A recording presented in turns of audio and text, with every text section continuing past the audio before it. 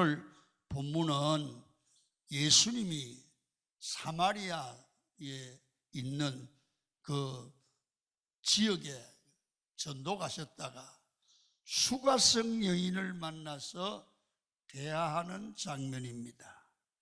여기서 우리 주님은 우리에게 가르쳐주는 메시지가 있습니다. 예배가 무엇인가를 알려주고 있습니다.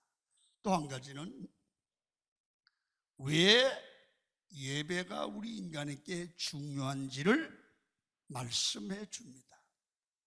지금 이 수가성의 여인은 상당히 오늘 전후 배경으로 봐서 삶에 지치고 실패했어요, 인생에. 그래서 소망을 잃고 살아가는 여자입니다. 오늘날 우리가 살아가는 주변에 보면 다 잘 살아요. 그런데 마음이 비어있는 모습, 오늘 이 여자와 우리와 동일시할 수 있는 거예요. 이 여자의 모습이 이 여자를 통해서 우리에게 메시지를 주려고 하는 예수님의 마음이 오늘 우리에게 주는 메시지가 아니겠냐.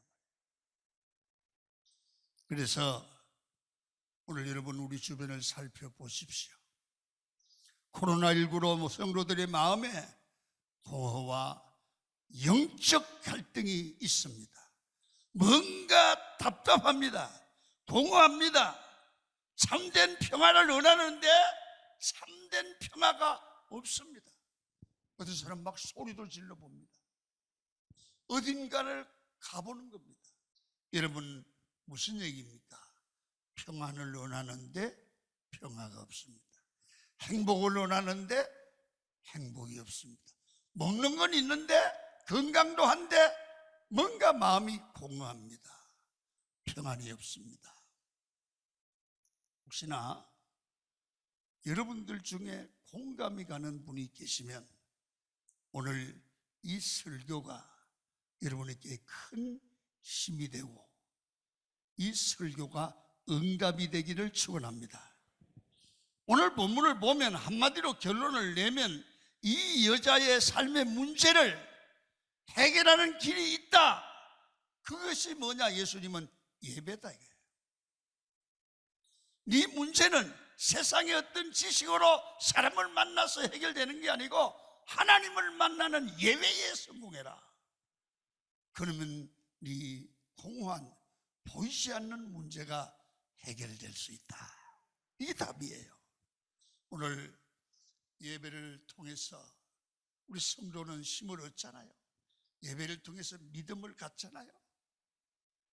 여러분 사마리아인처럼 예배에 어려울 때일수록 예배를 회복하면, 예배를 통한 은혜를 회복하면 이 내적 문제, 영적인 문제가 해결될 줄 믿습니다.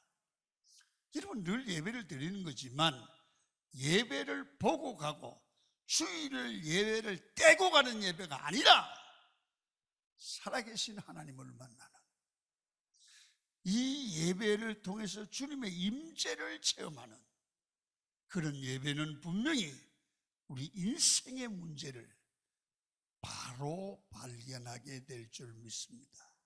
자, 그러면 두 가지를 말씀을 드리려고 합니다. 첫째로 우리가 예수 믿는 사람이 예배를 드리는데 야, 참 오늘 예배가 하나님의 임재가 있다. 찬송 중에 뜨겁다. 설교 중에 내 말씀이 된다. 예배를 잘 드리면 먼저 우리의 영이 회복되는 줄로 믿습니다. 그래서 영이 잘 돼야 마음이 잘 돼요. 마음이 잘 돼야 육체가 잘 돼요. 그래서 사마리아 여인을 보십시오. 12시에 물을 길르러 나왔습니다. 이 여자의 얼굴은 아름다워도 마음에는 상처가 있는 거예요. 마음에는 아픔이 있고 쓸쓸함이 있고 고독함이 있고 슬픔이 있는 거예요. 짜증이 나는 거예요. 그러나 말을 할 수도 없어요. 외로운 거예요. 이 여인에게 부끄러워서, 누가 뭘 하지 않아도 부끄러워서 아무도 없는 시간에 물길로 왔는데 예수님께서 다가오셔서 말을 겁니다. 여자여, 내게 물 좀 달라. 그랬더니 여자가 굉장히 냉담하게 반응합니다. 이 말은 무슨 말이에요? 자기 속에 아픔이 있다는 거예요. 말 못할 고통이 있다는 거예요. 그러니까 귀찮은 거예요. 짜증이 나는 거예요. 요한복음 4장 9절을 한번 읽도록 하시겠습니다. 시작. 사마리아 여자가 이르되 당신은 유대인으로서 어찌하여 사마리아 여자인 나에게 물을 달라 하나이까? 여러분, 이 말입니다. 당신은 유대인, 나는 사마리아인이다. 왜 상관났냐 그 말입니다. 다시 말하면 당신은 당신이고 나는 나인데 뭔 물을 쌌냐? 귀찮다 말입니다. 말하기 싫다 그 말입니다. 여러분, 상처 입은 사람들은 다른 사람들과 대화를 하지 않으려고 합니다. 그럴 때 이 여자를 향하여, 냉담한 여자를 향하여 주님이 그냥 있지 않습니다. 다시 말씀을 겁니다. 10절입니다. 시작. 예수께서 대답하여 이르시되 네가 만일 하나님의 선물과 또 내게 물 좀 달라 하는 이가 누구인 줄 알았더라면 내가 그에게 구하였을 것이요 그가 생수를 내게 주었으리라. 여러분, 여기 보면 하나님의 선물을 네가 알았어야 된다. 하나님의 선물, 여기서 말하는 선물이 뭐냐 하면, 너 같은 여자는, 마음에 죄가 있고 갈등이 있는 여자는 구원을 받을 수 있는데 은혜로 구원받을 수 있다. 죄값을 주님이 치러주시는 그 속죄의 은리를 가르치는 거예요. 그래서 하나님의 선물을 얘기하는 거예요. 하나님의 선물, 은혜로 구원을 받는다. 오늘 여러분들과 제가 예수 믿고 교회 나누며 주님을 의지하면 하나님의 선물이 오는데, 전에 지은 모든 죄를 주님 앞에 믿음으로 나가면 은혜로, 하나님의 선물로 구원받을 줄 믿습니다. 자, 에베소 2장 8절, 이게 확실해져야 됩니다. 시작. 너희는 그 은혜에 의하여 믿음으로 말미암아 구원을 받았으니 이것은 너희에게서 난 것이 아니요 하나님의 선물이라. 하나님의 선물로 여러분들과 제가 구원받는 줄 믿습니다. 또 주님이 하나 얘기합니다. 야, 여자야, 네게 물을 좀 달라 하는 이가 누구인 줄 알았더라면 너희는 나한테 이렇게 안 할 거다. 그게 누구냐? 자기가 그 여자에게, 구원이 필요한 그 여자에게 뭘 알려주려고 하냐면, 예수님 자신이 너 같은 죄인 여자를 구원하는 메시아다. 내가 너한테 이 얘기를 걷는데 내가 누구인지 알았으면 넌 매달렸을 거다. 그래서 이 여자는 아직까지 무슨 말인지 모릅니다. 그때 예수께서 14절에 이렇게 말을 합니다. 시작. 내가 주는 물을 마시는 자는 영원히 목마르지 아니하리니 내가 주는 물은 그 속에서 영생하도록 솟아나는 샘물이 되리라. 그러면서 주님은 은혜를 물로 비교를 해요. 그러면서 내가 주는 물은 영원히 목마르지 않는 샘물이 된다. 이 샘물은요, 여러분들 이 시골에서 안 자란 분은 잘 모르는데, 샘물은, 생수는요, 땅에서 그냥 계속 생수가 솟아오르는 거예요. 이 샘물이에요. 오늘 본문에 보니까 내가 주는 물은, 주님이 주시는 은혜는 영원히 목마르지 아니하도록 샘물처럼 또 흘러나오고 또 흘러나오고 솟아나오는 줄 믿는다. 할렐루야. 그랬더니 그 여자가 그런 물 좀 있으면 나 좀 주시오. 그렇게 얘기를 하는 거예요. 그래서 내가 지금 이 여자 얘기는 사람들의 눈을 피해서 이렇게 상처받고 살아가는 것이 지긋지긋합니다. 그 물 좀 주세요. 남편을 바꿔도 얻을 수 없는, 세상에 어딜 가도 얻을 수 없는 그 기쁨의 샘, 은혜의 샘, 축복의 샘을 내게도 주세요. 근본적 문제를, 영의 문제를 해결해 달라는 겁니다. 그때 16절에 보면 예수께서 이러시되 이렇게 말해요. 가서 네 남편을 불러오라. 여러분, 엉뚱하지 않습니까? 여러분, 이 여인이 고통스러워 말하고 싶지 않고 숨기고 싶고 듣고 싶은 질문을 주님이 던지는 거예요. 여러분, 그때 자신의 혐오와 헛됨을, 자기의 수치스러움을 고백하는 진실한 대답을 하는 거예요.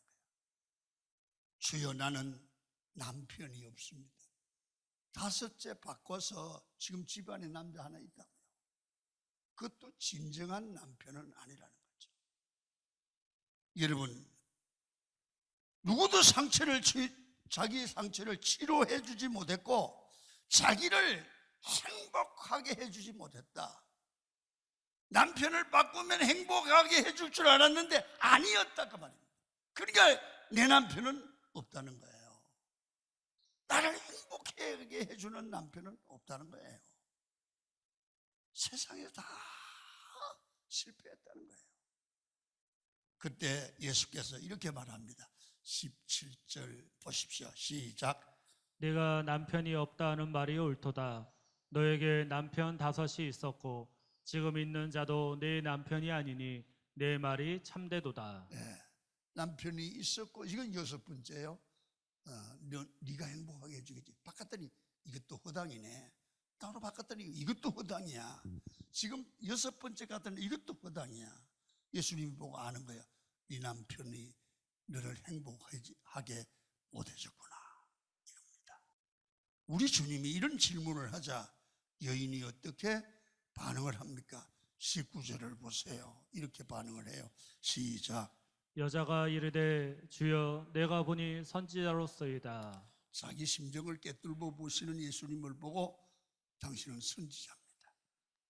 놀라서 말을 했어요. 이 여인이 자신의 갈급함에 대해서 이제 주님께 질문을 던지는 거예요. 무슨 얘기냐 하면 내 같은 이 갈증을, 이 여자도 상당히 믿음이 있었던 모양이에요. 예배로 해결돼야 되는데 어떻게 예배를 해야 이 마음의 갈증 문제가 해결되느냐를 질문하는 거예요. 자, 20절이에요. 시작. 우리 조상들은 이 산에서 예배하였는데 당신의 말은 예배할 곳이 예루살렘에 있다 하더이다. 예배의 목마름에 대해서 이 여자는 언급을 합니다. 그때 예수님께서 맞다고 그러는 거예요. 저같이 자기처럼 이 갈증이 나고 갈등이 있는 사람은 예배에 대해서 문제를 해결한다는 걸 알아요. 그런데 그걸 실천에 옮기지를 못했죠. 그러면서 예수께서 굉장히 중요한 말씀을 하시기를 시작합니다. 오늘 여러분들은 이렇잖아요. 나도 말이에요, 목사님 기도하면 응답받을 것 같아요. 예배를 잘 드리면 나도 큰 은혜 받으면 뭐 할 것 같아요. 그게 언젠데요? 10년 전에도 그랬는데 아직까지 안 하고 내일부터 하지, 모레부터 하지. 그러다가 오늘 지금까지 왔잖아요. 이 여자가 그런 모습이에요. 예배에 대해서 아는 거예요. 그런데 예배의 감격에 젖어보고 변화되는 일은 안 했단 말이에요. 오늘 여러분, 이 여자의 입장에서 우리도 예배 잘 드리고 예배를 통해 주님을 만나면 내 인생에 변화가 일어나고 복된 생애로 바꿔질 줄 믿으시면 아멘 해보세요. 바로 이거예요. 이걸 지적하신 거예요. 자, 그럼 답이 뭡니까? 23절입니다. 예배를 이렇게 하라 이거죠. 시작. 아버지께 참되게 예배하는 자들은 영과 진리로 예배할 때가 오나니 곧 이때라.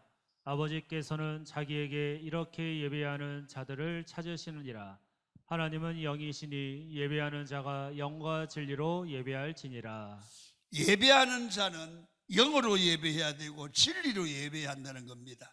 예수님은 영의 예배에 대해서 말씀을 하고 있습니다. 왜요? 하나님은 영이시기 때문에. 예배는 영이신 하나님과 우리의 영이 만나는 시간입니다. 교회 와서 그냥 절차상의 예배만 드리고 여러분 형식적인 예배를 보고 가면 안 돼요. 하나님 앞에 영이신 하나님과 우리의 영이 만나는 겁니다. 여러분 예배가 정말 예배가 되기 위해서 하나님의 영을 만나고 내 영이 변화되어야 됩니다. 여러분 교회 올 때 내 영은 우리 내면 깊숙한 곳에 있습니다. 그 영이 충만한 예배를 드리기 위해서 나의 깊숙한 곳에 있는 그 영을 끄집어내야 돼요. 영적 예배를 통해서 내 영이 하나님 앞에 나아가면 내 상처가, 내 아픔이, 내 쓴뿌리들이 고백되어지는 거예요.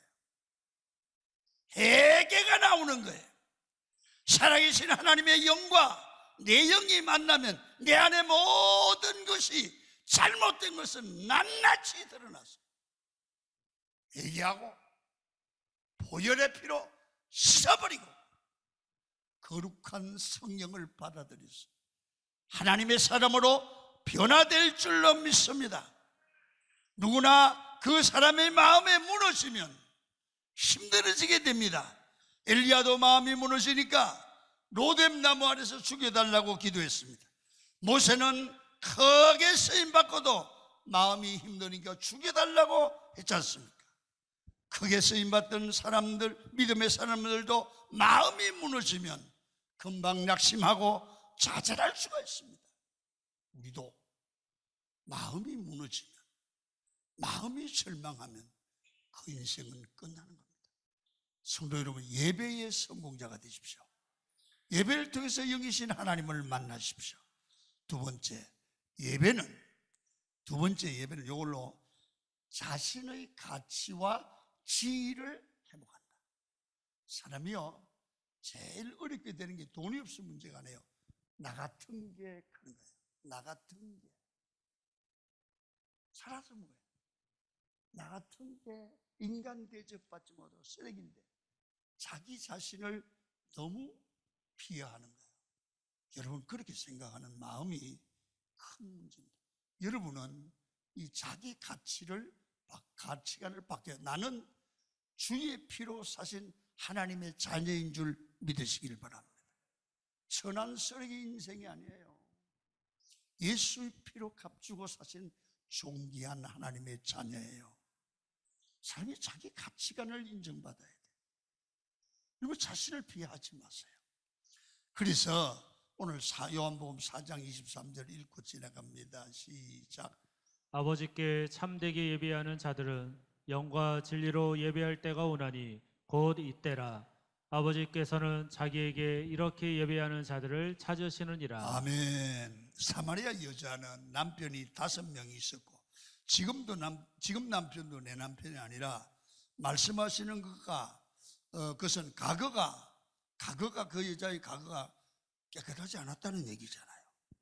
예수님은 이 여자를 과거를 묻지 않고 곧장 예배 이야기를 합니다. 야, 걸레 같은 여자, 이게 인간이야? 이러잖아요. 너 과거 뭐 했어? 남편이 뭐 어떤 남자였어? 묻지 않았어. 여러분 무슨 얘기입니까? 너도 과거가 그랬어도 예배를 통해서 하나님을 만나면 너는 존귀한 하나님의 자녀가 되고 하나님의 자녀의 위치, 지위를 회복하게 된다. 다시 말하면 인간다움의 가치와 지위를 찾아야 된다고 말해요.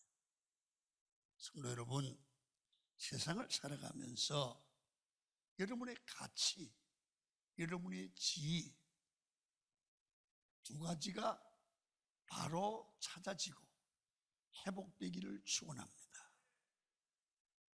공부를 했든 안 했든 상관없어. 나는 존귀한 하나님의 백성이야. 돈이 있든 없든 상관없어. 나는 하나님의 자녀야. 대답이 그렇게 자신 없으면 안 됩니다. 여러분, 영과 진리로 예배하면 바로 하나님의 자녀의 위치를 회복할 수 있고 영원히 목마르지 않게 된다는 겁니다. 사람은 그렇게 말합니다. 점진적으로 변화된다. 그렇지 않습니다, 여러분.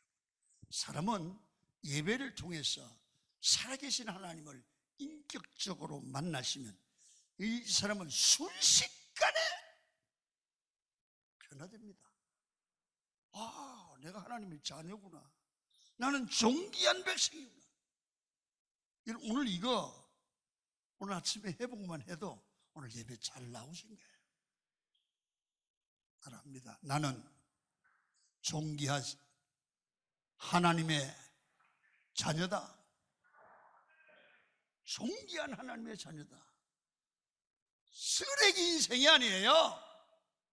버림받은 사람이 아니에요. 실패한 사람이 아니에요. 하나님은 나를 통해서 영광 받으실, 하나님이 쓰실 존귀한 백성이. 이봐요, 나 좀 어깨를 피시고 힘을 내세요. 많은 사람이 넘어지는 이유가 뭘까요? 참된 예배를 드리지 않아서 그래요. 여러분, 예수님을 만나면 다 회복되고 고쳐질 줄로 믿습니다.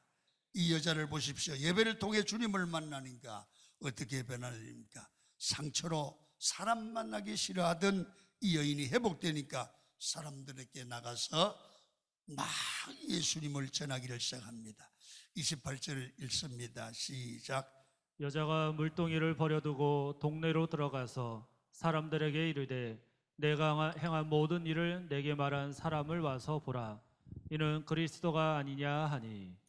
이 여자가요, 내가 그리스도를 만났는데 상처가 다 치유됐다는 거예요. 얼마나 기뻤으면 물길로 왔다가 물동이를 그냥 두고 잊어버리고 가서 복음을 전했습니다. 이제까지 내가 가치 없는 존재인 줄 알았는데 아니었다는 거야. 내가 하나님의 아들이고 하나님의 딸이었다는 거예요. 내가 버림받은 쓰레기가 아니라는 겁니다. 자기 자신을 회복하니 너무 기뻤어. 물동이도 다 잊어버렸어요. 구원받은 기쁨, 하나님의 자녀된 기쁨이 크기 때문입니다. 주님의 사랑과 말씀 안에서 은혜를 받으면 그 은혜만 기억나고 다른 걸 잊어버릴 수 있어요. 주님의 사랑과 말씀 안에서 나를 잊어버렸다는 것은 은혜 체험이며 예배의 감격입니다. 저도 은혜 받았을 때 다른 게 다 생각하지 않더라고요. 그래서 제가 은혜 받았던 생각과 수가성의 여인을 가만히 생각해 보니까 오늘 예배 드릴 때 우리 강은교 성도들이 다 은혜를 받고 내가 하나님의 자녀다 그렇게 생각이 되고 은혜를 받고 가방을 다 두고 나갔으면 좋겠어요. 가방 한번 두고 나갔으면 사람들이 있으면 내가 안 뒀다 줄 테니까 은혜 받고 그냥 두고 갔으면 좋겠다 그 생각했어요. 성도 여러분, 예배를 통해 영이 회복되고 여러분의 지위와 가치가 회복되는 은혜의 역사가 예배 때마다 일어나기를 바랍니다.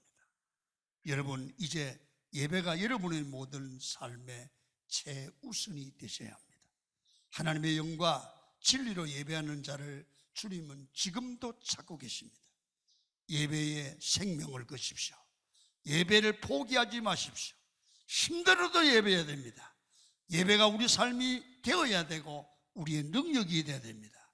주님, 예배 가운데 나를 다스려 달라고 마음을 다스리고 내 영을 다스려 달라고 기도해야 됩니다. 예배가 여러분의 삶의 전부가 되십시오.